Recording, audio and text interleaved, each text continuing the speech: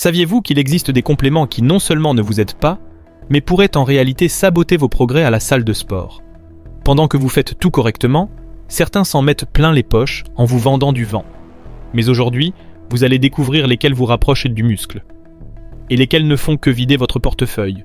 Bienvenue dans la vidéo que l'industrie ne veut pas que vous voyiez. Tout commence de la même façon, vous vous inscrivez à la salle, vous êtes motivé et avant même d'avoir terminé votre première semaine, votre panier est déjà rempli de compléments, poudres, gélules, formules secrètes qui promettent des résultats rapides. Mais vous êtes-vous déjà demandé quels produits fonctionnent réellement et lesquels n'existent que pour vous faire dépenser de l'argent avec de fausses promesses? Spoiler! Certains des plus populaires sont sur la liste noire. Les compléments qui fonctionnent. Les glucides intra-entraînement. Peu de gens le savent, mais pendant que vous soulevez de la fonte comme une bête, votre corps brûle du carburant à une vitesse folle. Et si votre réservoir se vide complètement pendant l'entraînement, vos performances chutent, et vos progrès aussi. C'est là que les glucides intra-entraînement entrent en jeu. L'un des compléments les plus sous-estimés de la salle. Oubliez le marketing, pas besoin de formule magique. Avec de la dextrose en poudre, des boissons sportives comme Gatorade, voire un soda dilué, vous pouvez maintenir vos niveaux de glycogène stables et éviter la dégradation musculaire. Longue séance jambes, haut du corps avec beaucoup de séries. Ces glucides vous donnent juste l'énergie nécessaire pour rester en zone de performance maximale. Et le meilleur, ils agissent immédiatement, vous aidant à mieux performer entre les séries et à récupérer plus vite après. Ce n'est pas de la sorcellerie, c'est de la science. Donc si vous vous entraînez pendant plus d'une heure et que vous vous sentez à plat, ce n'est probablement pas plus de protéines qu'il vous faut, mais plus de carburant. Le pré-entraînement, la caféine. Imaginez, vous arrivez à la salle, programme prêt, mais votre corps ne suit pas. Vous êtes lent, sans motivation, chaque série est une montagne. Voici le rôle du pré-entraînement, ou plutôt de la caféine, ce petit coup de pouce qui peut transformer une mauvaise journée en séance brutale. Mais attention, tous les produits ne se valent pas. Il vous faut un pré-entraînement contenant au moins 200 à 250 mg de caféine par portion. C'est la dose minimale pour un effet stimulant réel. Activation du système nerveux, meilleure concentration, et ces 2 ou 3 répétitions en plus, qui sur la durée, font la différence entre stagner et progresser. L'erreur de beaucoup? En prendre tous les jours. Le corps s'habitue, développe une tolérance, et ce qui boostait autrefois ne se sent plus. L'idéal, ne l'utilisez que pour vos séances les plus intenses, jambes, dos lourd, jours où vous savez que ça va cogner.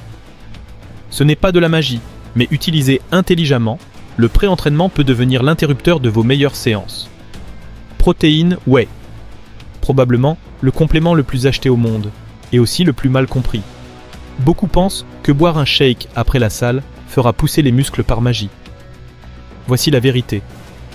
La whey ne construit rien si vous ne faites pas le travail avant. C'est un complément, pas un substitut. Elle sert à combler les manques de votre alimentation, surtout si vous n'atteignez pas vos besoins quotidiens avec des aliments réels. Vous ne mangez pas assez de viande, œufs ou produits laitiers? C'est là que la whey entre en jeu et sauve vos progrès. 2 types principaux. Whey concentré, moins cher, mais peut causer des troubles digestifs si vous êtes sensible au lactose. Whey isolé, plus pur, moins de glucides et de graisse. Idéal si vous cherchez quelque chose de plus digeste.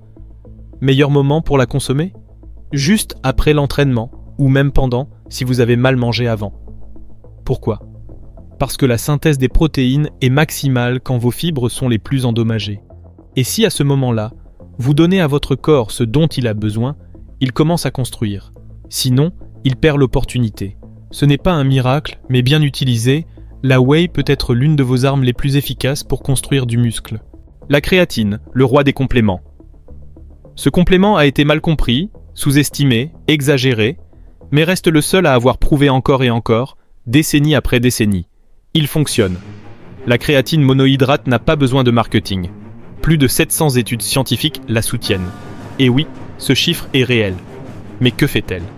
Elle augmente vos réserves de phosphocréatine, ce qui se traduit par plus de force explosive, plus de répétitions, meilleure récupération entre les séries, et à long terme, plus de muscles gagnés.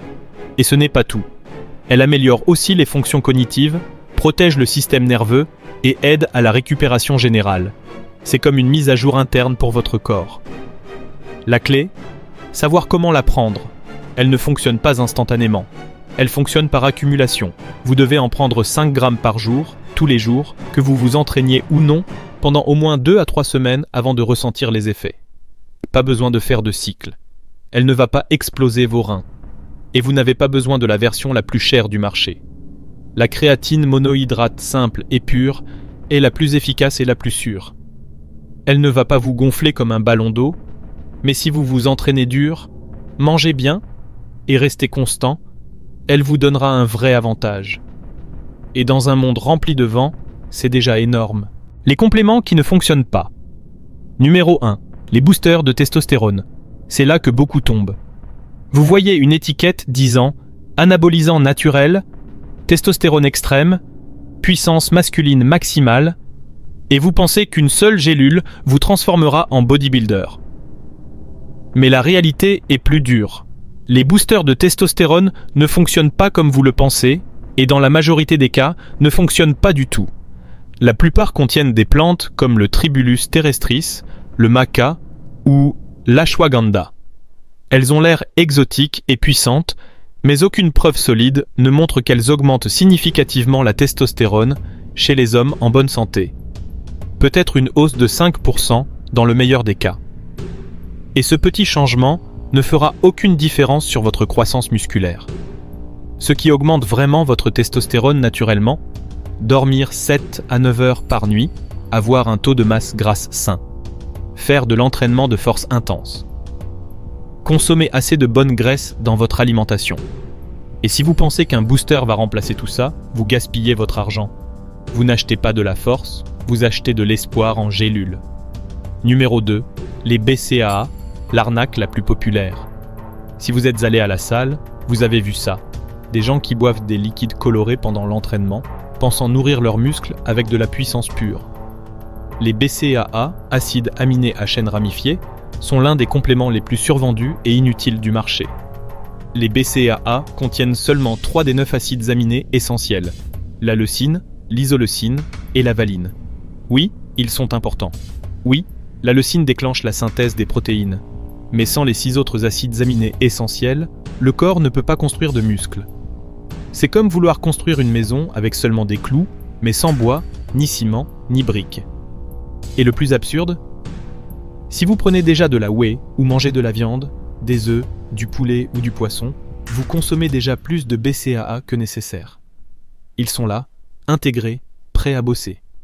Pas besoin d'une dose en plus dans votre shaker. Les BCAA ne sont pas toxiques, ne font pas de mal, mais si vous avez une bonne alimentation, ils ne servent à rien. Juste de l'argent jeté par la fenêtre, emballé dans un joli marketing. Numéro 3, les brûleurs de graisse. Le grand mensonge du fitness. Peu de choses sont aussi tentantes que cela. Prends cette capsule, assieds-toi et commence à brûler de la graisse. Ça sonne incroyable, presque miraculeux, et c'est pour cela que les brûleurs de graisse font partie des compléments les plus vendus dans le monde entier. Mais voici la partie inconfortable. Ils ne fonctionnent pas comme tu le crois. Et dans la grande majorité des cas, ils ne fonctionnent pas du tout. Oui, certains contiennent des ingrédients comme de la caféine ou de l'extrait de thé vert qui accélèrent légèrement le métabolisme.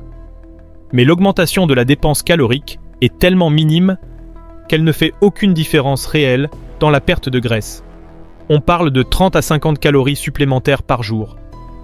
L'équivalent de monter quelques escaliers. Est-ce que ça vaut la peine de dépenser ton argent pour ça? Et le pire, c'est que beaucoup utilisent ces produits comme excuse pour ne pas changer ce qui compte le plus, leur alimentation et leur activité physique. Comme si le brûleur leur donnait la permission de continuer à mal manger, tout en pensant qu'ils vont quand même perdre du poids. Mais ce n'est pas comme ça que ça marche. Sans déficit calorique, il n'y a pas de perte de graisse. La vérité, c'est que le meilleur brûleur de graisse, c'est une fourchette avec moins de nourriture et une paire de baskets qui font plus de cardio. Ce n'est pas sexy, ce n'est pas rapide, mais ça marche 1000 fois mieux que n'importe quelle pilule brillante vendue sous des lumières de marketing mensonger, maintenant tu le sais. Dans un monde où l'on te vend des solutions rapides dans des flacons étincelants, ce qui a le plus de valeur reste le plus basique. S'entraîner avec intensité, manger avec intention et se reposer correctement. Les compléments peuvent t'aider, mais seulement si tu fais le travail. La protéine ne compense pas une mauvaise alimentation. La créatine ne sert à rien si tu t'entraînes à moitié. Et aucune poudre magique ne fera grossir tes muscles pendant que tu regardes Netflix. Aujourd'hui, nous avons dévoilé des vérités que peu osent dire. Et si cette vidéo t'a ouvert les yeux, attends de voir la suite. Parce que si les compléments ne sont que la moitié de la tromperie, l'autre moitié touche à quelque chose de bien plus profond. Pourquoi les culturistes ont-ils commencé à utiliser des stéroïdes ? L'histoire cachée derrière le changement le plus radical dans le monde du culturisme est dans la prochaine vidéo. Je te garantis que tu ne verras plus jamais ce sport de la même façon. Clique maintenant et découvre-la.